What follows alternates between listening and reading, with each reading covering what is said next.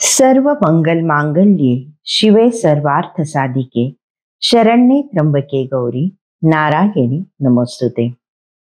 नमस्कार श्रोते हो, आज ललिता पंचमीच्या आपल्या सर्वांना खूप खूप शुभेच्छा। रजनीताई, ललिता देवीबद्दल आपण काय सांगाल? ललिता देवीची कथेची उत्कंठा तुम्हाला वाटते आणि ते अगदी साहजिक आहे। ललिता देवीचं आख्यान खूपच मनोरम आहे आणि आपली सतत अशी उत्सुकता वाढवणार आहे की कोण आहे ही देवी, हिचं एवढं महत्त्व कसं काय, तर आपण बघूया आता ते। ललिता देवीचं उपाख्यान ब्रह्मांड पुराणामध्ये आलंय। ते असं आहे, मी अगदी थोडक्यात सांगते कारण बरेच अध्याय आहेत त्याचे। तर वेद वेदांग पारंगत, सर्व सिद्धांतांच्या रहस्यानी ज्ञानी, ब्रह्मानंद निमग्न असे अगस्ती नावाचे ऋषी होते। आपल्याला माहिती आहे समुद्रप्राशन ज्यांनी केला ते अगस्ती। त्यांनी तीर्थे, व्रते, पर्वत, नद्या, मुख्य शहर यामध्ये भ्रमण केलं। तेव्हा अज्ञान अंधकारात बुडलेल्या सामान्य जनांना बघून ते विचार करायला लागले। समर्थ रामदासांचं जसं झालं तसं अगस्ती ऋषींचं त्या काळात झालं होतं। ते विचार करत भ्रमण करत असताना ते कांची नावाच्या महापुण्यक्षेत्रामध्ये पोचले। तिथं त्यांनी भगवान शिव आणि कलियुगातील दोषांचा नाश करणाऱ्या कामाक्षी देवीचे पूजन केले। भगवान शिव त्यांना प्रसन्न झाले आणि त्यांनी या विष्णू स्वरूपात येऊन, गंमत पहा, आपल्याकडे शिव आणि विष्णू यांच्यामध्ये पूर्वी असं भेद केला जात होता, पण तसं नाही, दोन्ही देव एकच आहेत हे या कथेतून आपल्याला आणखीन चांगलं कळतं। तर त्यांनी विष्णू स्वरूपात येऊन हयग्रीव रूप धारण केलं आणि आपल्या शरीरातून एक चैतन्य स्वरूप, हातात शंख, चक्र, अक्षमाला आणि पुस्तक धारण करणारी असीम तेजस्वी शंकराला या संबंध संसाराला व्यापून टाकणारी देवी प्रकट केली। अगस्ती ऋषींनी त्यांना प्रणाम केला। भगवान शंकरांनी त्यांना वर मागायला सांगितलं। तर अगस्ती म्हणाले की नीच पापी प्राणी कोणत्या उपायाने मोक्ष प्राप्त करतील, कृपया तो उपाय मला सांगा। भगवान शिव म्हणाले की मी सांगितलेला हा उपदेश सर्व लोकांमध्ये प्रसिद्ध व्हावा। मी सृष्टीचा करता भरता आहे, आदि अंत आहे। मी ब्रह्मा विष्णू महेश आहे, सृष्टी स्थिती प्रलय करणारा आहे। मी सत्व रज तम तिन्ही गुणांच्या पलीकडे आहे, निर्गुण आहे, सगुण आणि गुणाश्रय पण आहे। माझी दोन रूप आहेत, एक आहे प्रधान, दुसरं आहे पुरुष। माझे जे प्रधान रूप आहे ते संसार रूप आहे, गुणात्मक आहे ते, आणि माझं दुसरं रूप आहे ते निर्गुण आहे। तर माझी दोन्ही रूपं जाणल्याने मुक्त होता येते आणि मी सर्व सिद्धांचे त्यांना प्रिय असणारे अर्धनारी असं माझं रूप आहे। हयग्रीव अवताराबद्दल ब्रह्मांड पुराणात काय सांगितलं आहे? आपल्याला पण आश्चर्य वाटतं ना की विष्णू आणि शिव यांचं एकत्व ठेवण्याचा प्रयत्न या ब्रह्मांड पुराणामध्ये झालाय। आपले ऋषीमुनी शक्यतो समाजाला संघटित ठेवण्याचाच प्रयत्न करतात आहेत आणि त्यामुळे अजून तरी सुदैवाने आपली संस्कृती टिकून आहे। तर भगवान शिवांनी विष्णू स्वरूप घेतलं आणि विष्णू स्वरूप झाले आणि त्यांनी हयग्रीव अवतार घेतला। तर त्यामुळे हयग्रीव म्हणजे विष्णू असं समजलं जातं। खरं म्हणजे देवी भागवतात सुद्धा एक कथा आहे की विष्णू हे हयग्रीव कसे झाले आणि त्याच्यापासून पुढे हयहय वंश कसा झाला याची कथा पण आपल्याला दिसते, ज्याच्यात तो काल आपण पाहिलेलं कार्तवीर्य अर्जुन त्याच्यामध्ये जन्मला होता। असं खूप सगळं एकत्र आहे आपलं शास्त्र। तेव्हा या रूपाबद्दल अगस्तींनी भगवान विष्णूला विचारले। तेव्हा भगवंत म्हणाले हयग्रीव हे माझं दुसरं अंशभूत रूप आहे। आता यानंतरचा जो संवाद आहे या पुराणातला तो हयग्रीव आणि अगस्तींचा आहे आणि अतिशय सुंदर हृदय असा संवाद आहे। मग अगस्ती ऋषींनी विचारलं, जी देवी त्यांनी दाखवली होती भगवान शंकरांनी ती ललिता देवी, तर ते म्हणाले की या ललिता देवी विषयी सर्व माहिती सांगा। तर ललिता याचा अर्थच मुळात आनंद देणारी किंवा रमवणारी असा त्याचा अर्थ होतो, त्यामुळे ती सुंदर आहे देवी खूप। तेव्हा त्यांची प्रार्थना ऐकली आणि हयग्रीव सांगतात की एकदा इंद्र ऐरावतावर बसून सर्वत्र संचार करत होता. तेव्हा सर्वजण त्याची पूजा करत होती. त्यामुळे तो थोडा प्रमत्त होता. माणसाला थोडीशी गळची बाधा होते केव्हा तरी, तसे देवाला पण होते. तेव्हा त्या प्रमत्त अशा इंद्राला बघून भगवान शंकरांनी दुर्वास ऋषींना त्याच्याकडे जायला सांगितलं. कारण गर्व तर हरण करावा लागतो, त्याशिवाय राज्य कसं नीट चालेल, नाही का. तेव्हा दुर्वास ऋषी त्याच्याकडे जात असताना त्यांना एक विद्याधर युवती समोर आली. विद्याधर हे ते एक जसं आपण यक्ष, गंधर्व, किन्नर म्हणतो तसं विद्याधर हे सुद्धा एक देवलोकामधले एक समाज आहे असं म्हणू आपण. तर तिच्या हातात भगवतीने प्रसन्न होऊन तिला दिलेली एक स्वर्गीय पुष्पांची माला होती. ती माला त्या युवतीने दुर्वास ऋषींना दिली. आता ऋषी समोर आलेत म्हणल्यानंतर त्यांना नमस्कार करून काहीतरी द्यायला हवं. तेव्हा दुर्वास ऋषी मग जाता तर इंद्राकडे भेटलेच आपोआप त्यांना. मग त्यांनी ती माळा इंद्राला दिली. इंद्राने काय केलं, ती माळा ठेवली ऐरावताच्या गंडस्थळावर. ऐरावत काय, त्यांनी ती माळा हलवलं गंडस्थळ की ती माळा पडली पृथ्वीवर आणि त्याच्या पायाखाली आली. ते बघून दुर्वास खूप रागावले. दुर्वास रागावणारेच ऋषी आहेत. भगवतीने परिधान केलेल्या माळेचा असा अवमान झाल्यामुळे दुर्वासाने त्याला शाप दिला की तू शोभाहीन आणि तेजहीन होशील. पहा शाप. याच्यावर पुढे पुढे त्यांनी तपश्चर्या केली वगैरे असं, आणि ते मग लक्ष्मी कशी प्रसन्न झाली वगैरे. तो लक्ष्मीतंत्र नावाचा एक मोठा ग्रंथ आहे बरं का, आणि तो इतका सुंदर आहे. लक्ष्मी आणि इंद्राचा संवाद आहे त्याच्यामध्ये. पाहूया कधीतरी आपल्याला जेव्हा वेळ होईल तेव्हा. तेव्हा इंद्राने त्यांची क्षमा मागितली. साहजिकच घाबरला तो. पूजा केली त्यांनी, पण त्याचा काही उपयोग झाला नाही. शाप तो शापच. मग इंद्राचं राज्य घेतलं बळीराजाने. मग बृहस्पतींकडे गेला इंद्र, बिचारा आपल्या गुरूंच्याकडे गेला. चूक तर झाली आपली. मग बृहस्पती आणि इंद्र बोलत असताना इंद्रपुरीवरती असुरांनी हल्ला केला. मग इंद्र ब्रह्मदेवासह विष्णूंना शरण गेले. नेहमीप्रमाणे विष्णू हे तारण करणारे. मग विष्णूने त्यांना प्रथम समुद्र मंथन करायला सांगितलं आणि ते देवांना त्यातून अमृत प्राप्त झालं. ही कथा समुद्र मंथनाची आपल्याला माहिती. पुढे हयग्रीवानी भंडासुराची कथा अगस्ती ऋषींना सांगितली. भंडासूर हा कुठला राक्षस होता आणि त्याची काय कथा आहे? हा भंडासूर कोण? तर भंडासुराची कथा अशी आहे शर्मिलाताई, की भंडासूर हा सर्व दैत्यांचा शिरोमणी होता. भंडासुराने आपल्या उजव्या आणि डाव्या हातापासून विशुक्र आणि विषांग यांना उत्पन्न केलं. आणि धूमिनी नावाची त्याची एक बहीण होती. ह्यांची नावं पण बघा कशी गमशीर असतात, नाही. धूमिनी कसलं नाव आहे, बापरे. भंडासुराने देवांना पदभ्रष्ट केलं.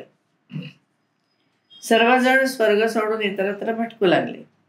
यास्तव भंडासुराला मारण्यासाठी महायज्ञाच्या अग्निरूपात एक नवीन रूप उत्पन्न केले. ह्या सगळ्या देवींना अग्नीतूनच प्रकट झालेल्या अशा दिसतात. आपण श्रीसूक्त पाहिलं ना, अग्नीद्वारे आपण देवीला आवाहन करतो. तर त्या तेजाचं रूप म्हणजे ललिता देवी होय. तिच्या हातामध्ये पाश, अंकुश, धनुष्य बाण होतं आणि ही महादेवी परमशक्तिमान आणि युद्ध विशारद होती. साहजिक आहे, भंडासुरासारख्या राक्षसाशी युद्ध करायचं काही सोपी गोष्ट नाही. आता भंडासुराची उत्पत्ती ती कशी झाली, तर हयग्रीव सांगतात तारकासुराचा वध करण्यासाठी भगवान शंकरांना पुत्र होण्याची जरूर होती. कारण तारकासुराला वर होता की शंकराच्या मुलाच्या हातून तुझा वध होईल. आणि शंकर तर समाधीच होते, कारण सती गेली होती, नव्हतीच ती. मग आता कसं काय होणार आहे. मग शंकर तर सतीविरहाने समाधीमग्न झाले होते. माता सतीने मग काय केलं, हिमवान कन्या पार्वती म्हणून जन्म घेतला होता. भगवान शंकरांनी तिच्याशी विवाह करावा म्हणून सर्व देवांनी कामदेवाला कैलासावर पाठवलं. कामदेव कसा जातो माहिती आहे ना. कामदेव एकटाने जात, त्याच्यावर रती असते. कुसुमाकर म्हणजे हा वसंत ऋतू असतो आणि त्याच्याबरोबर गीत, वाद्य, गायन नृत्य करणारे असे अप्सरा असतात. कामदेव असं सहज येत नाही. 5 जरी फुलांचे बाण असले तरी ते जबरदस्त लागत असतात, हो ना. तसा तो आला की सगळं घेऊन. पण शंकराने काय केलं, तृतीय नेत्र उघडला आणि त्याला भस्म करून टाकलं. त्यामुळे आपल्या उपासनेमध्ये सुद्धा एखाद्या माणसाला जास्त कामेच्छा असेल तर त्याने शंकराची उपासना करावी, म्हणजे त्याची ती इच्छा कमी होत जाते असं सांगितलं जातं. त्या भस्मातून भगवान शंकरांनी एक चित्राकार पुरुष निर्माण केला. भगवान शंकर पण मोठे अगदी कलाकार होते. शंकराच्या कृपेने त्याने शतरुद्रियाचा जप केला. आश्चर्य बघा. आणि ते आश्चर्य पाहून ब्रह्मदेवाने भंड भंड असा उच्चार केला. बापरे बापरे असं म्हणतो ना आपण, तसं ब्रह्मदेवाने भंड भंड केलं. कारण चित्राकार पुरुषाने शतरुद्रियाचा जप केला. पहा ना. त्या आता तसा उच्चार केल्यामुळे त्याचं नाव पडलं भंडासूर. आता तो आसूर का झाला बरं, तर भगवान रुद्राच्या क्रोधाग्नीतून तो उत्पन्न झाला होता. भगवान रुद्राच्या क्रोधाग्नीमधून तो उत्पन्न झाला होता. त्यामुळं त्याचं नाव भंडासुर असं पडलं. आणि भंडासुराला धनुष्याचं नाव होतं विजय. त्याला इंद्रशत्रू, अमित्रघ्न, विद्युन्वाली, विभीषण, उग्रकर्मा, उग्रधन्वा, विजयश्रुती, पारग अशी 8 मुलं होती. आणि सुमोहिनी, कुमुदिनी, चित्रांगी, सुंदरी या 4 त्याच्या पत्नी होत्या. आता असा हा भंडासूर. त्याचा प्रभाव वाढला आणि मग भगवान विष्णूंनी लोकविमोहिनी मायेला उत्पन्न केलं. तिने त्याला मोहित केलं आणि त्याला थोडं शक्तिहीन केलं. आता शत्रूला जर जिंकायचं असेल तर त्याची शक्ती ओळखून किंवा त्याची कमजोर बाजू ओळखून त्याला आधी कमजोर करावं लागतं. हे तंत्र भगवान विष्णूंना चांगलं माहिती होतं. त्यामुळे त्यांनी त्याला आधी शक्तिहीन केलं. मग आता त्याचा पराभव करायचा आहे. पण तरीसुद्धा नारदाच्या सांगण्यावरून इंद्राने भागीरथी तीरावर महाशक्तीची मोठी पूजा केली. देवीने त्याला सिद्धी प्रदान केल्या. ते पूजास्थान इंद्रप्रस्थ म्हणून प्रसिद्ध झाले. आपल्याला इंद्रप्रस्थ माहिती आहे महाभारतातलं. इंद्राची ती पूजा बघून भंडासुराला वाटली भीती, की आता काय आपलं खरं दिसत नाही, हे देव प्रबल होणार असं एकूण दिसतंय.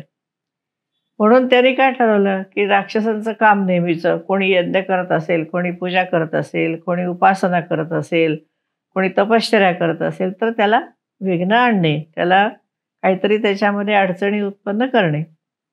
तसं त्यांनी त्या पूजेत विघ्न आणायचं ठरवलं.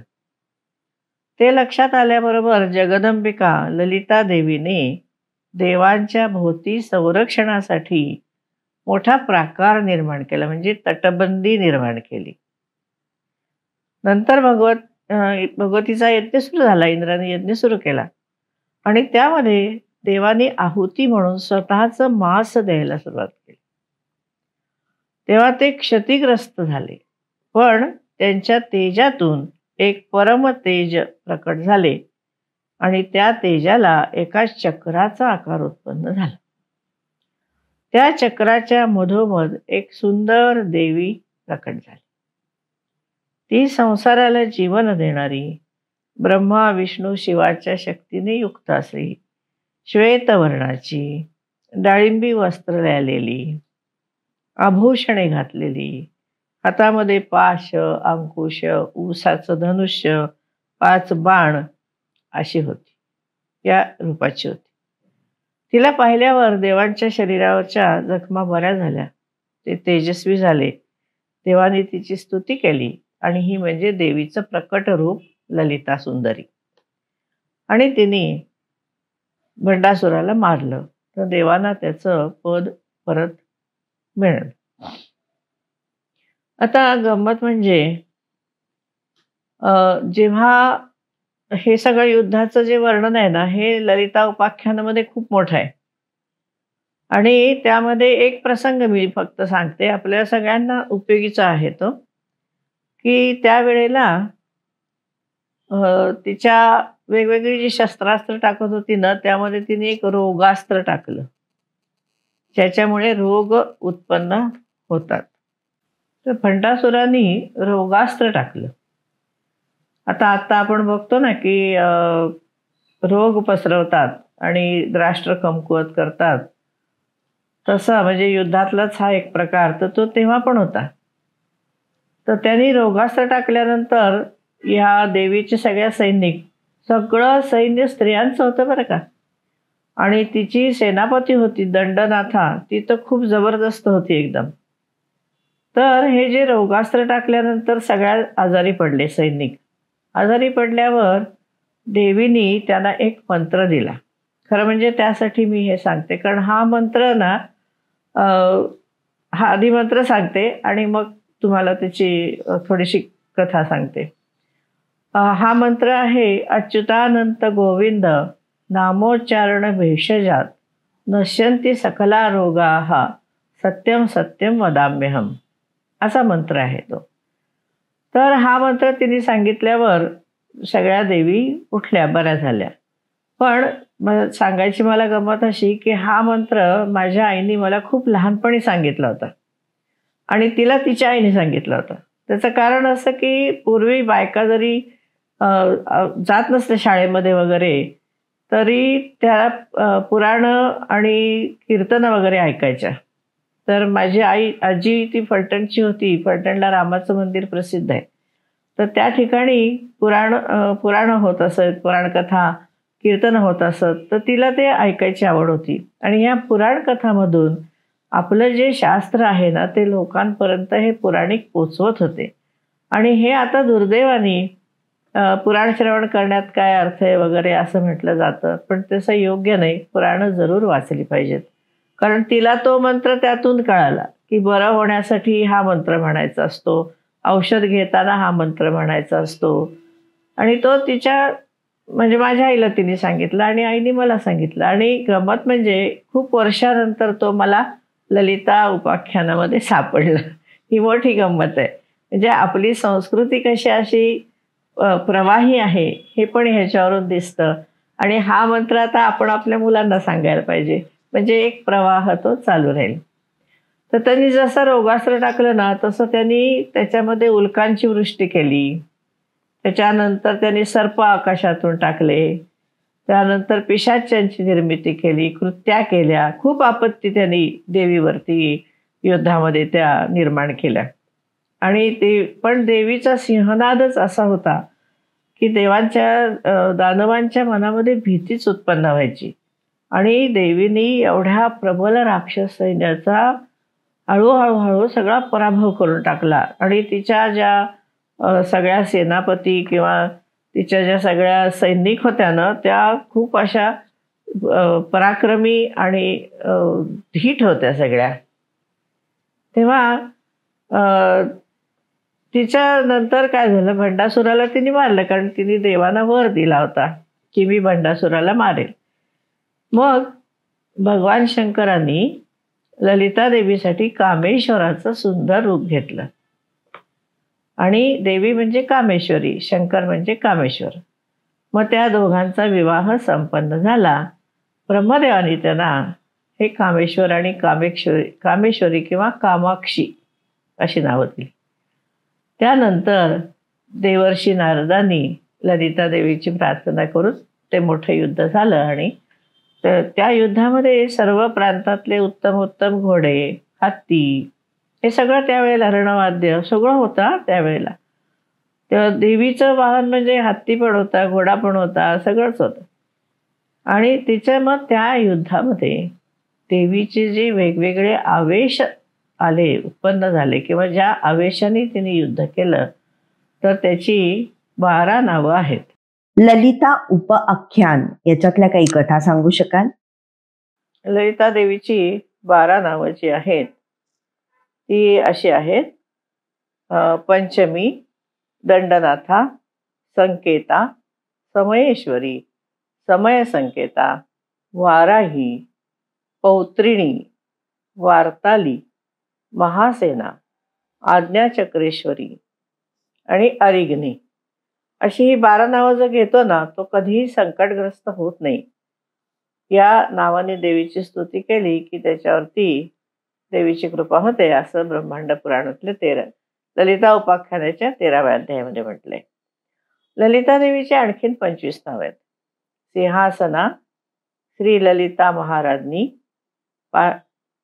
परांकुशा, चापिनी, त्रिपुरा, महात्रिपुर सुंदरी, सुंदरी, चक्रनाथा, साम्राज्ञी, चक्रिणी, चक्रेश्वरी, महादेवी, कामेशी, परमेश्वरी, कामराजप्रिया, कामकोटिका, चक्रवर्तिनी, महाविद्या, शिवानंगवल्लभा, सर्व पाटला, कुलनाथा, आमनायनाथा, सर्वामनाय निवासिनी, शृंगार नायिका.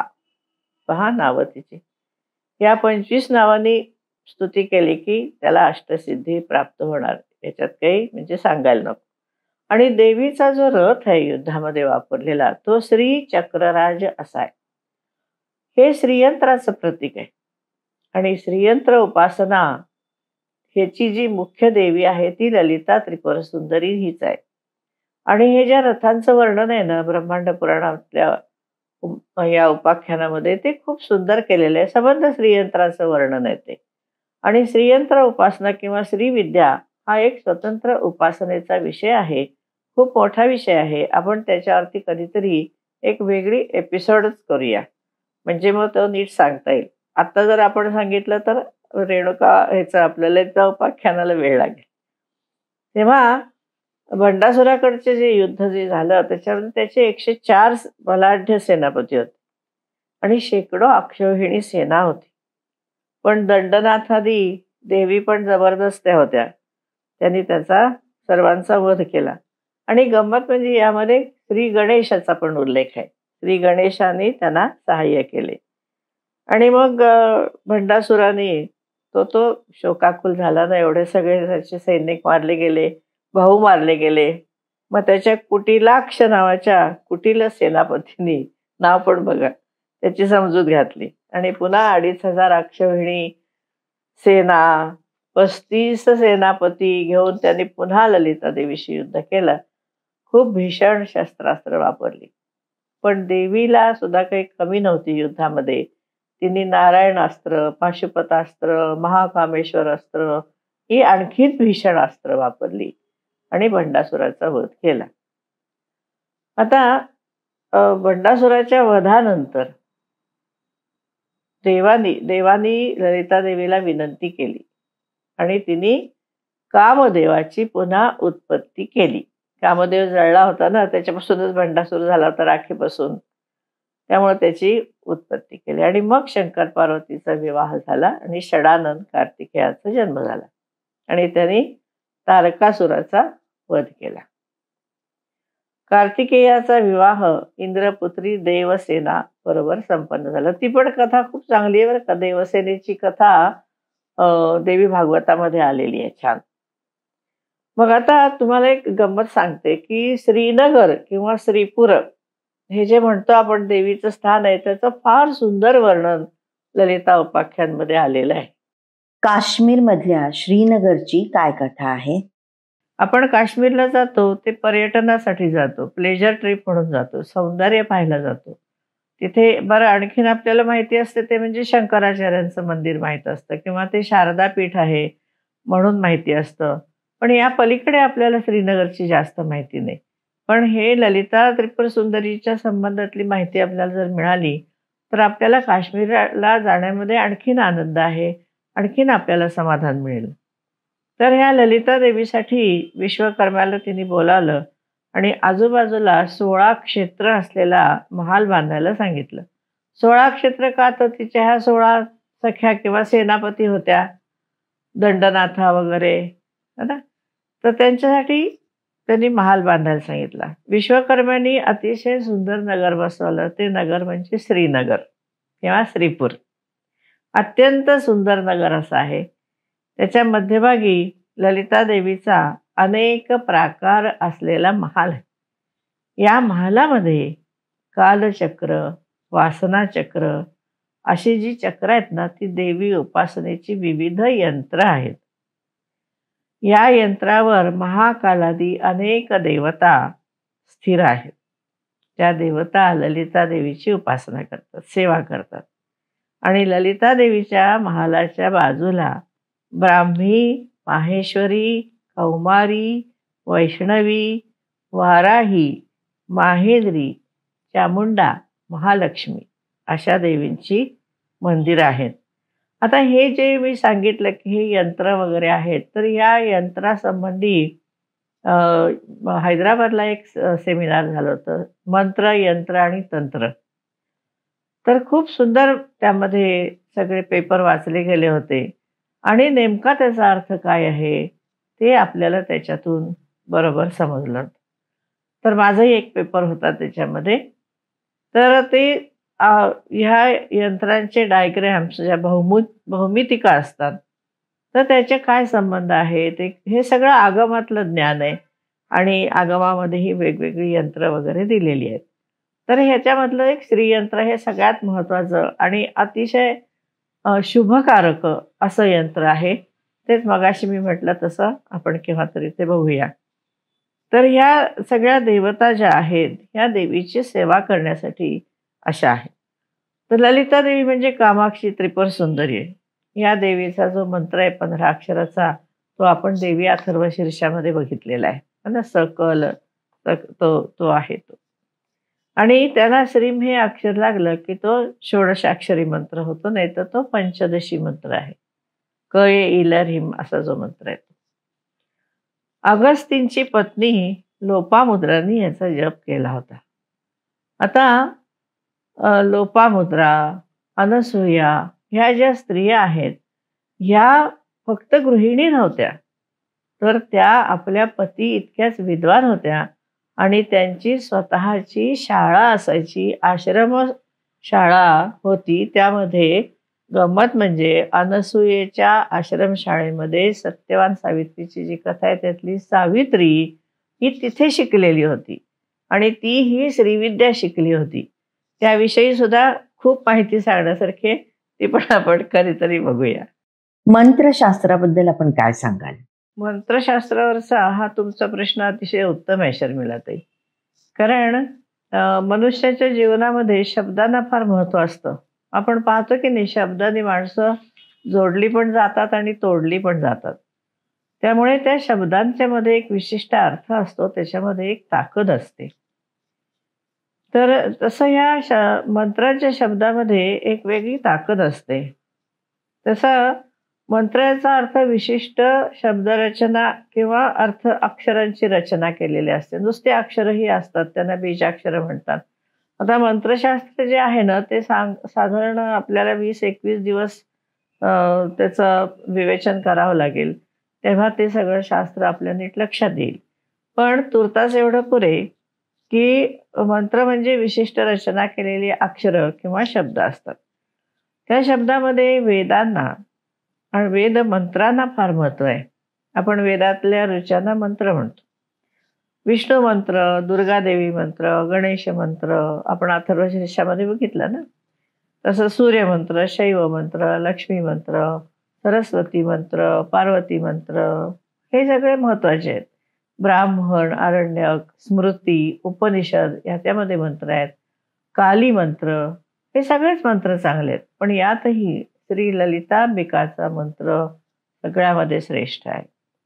हा मंत्र 10 भेदात विभाजित केला आहे. मंत्राची साधना करताना क्रमाने केली जाते. मी अगदी थोडक्यात सांगते, मोठी साधना आहे. पहिल्यांदा प्रातःकाळी उठल्यावर गुरूंचं स्मरण करावं. नंतर चांगलं अंगाला तेल वगैरे लावून शुचिरभूत स्नान करावं. कपाळावर चंदन, कुंकुम यांचं गंध लावावं. सूर्याला अर्घ्य द्यावं आणि मग आसनावर बसावं. मनामध्ये देवीच्या निवासस्थानाचे म्हणजे श्रीनगरचे ध्यान करावे. पहा, देवी ललितेचे रूप आठवून तिच्या पंचदशी मंत्राचा जप करावा. मंत्राचे एक पुरश्चरण 36 लाखाचं आहे आणि पुरश्चरण झाल्यावर 1 दशांश म्हणजे 3,60,000 मंत्राचा होम आहे. तर्पण आधी करावं. या प्रकारे देवीच्या मंत्राची सिद्धता होते.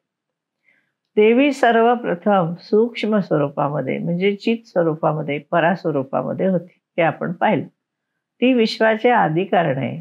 तिच्यापासून प्रपंच उत्पन्न झालाय आणि देवीची नंतर ही विविध रूप आपण पाहिली. त्यातलं श्रेष्ठ श्री ललिता देवीचं रूप आहे. त्रिपुरा, त्रिपुर सुंदरी, कामाक्षी, कामेश्वरी, तीच लक्ष्मी, तीच आदिदेवता आहे.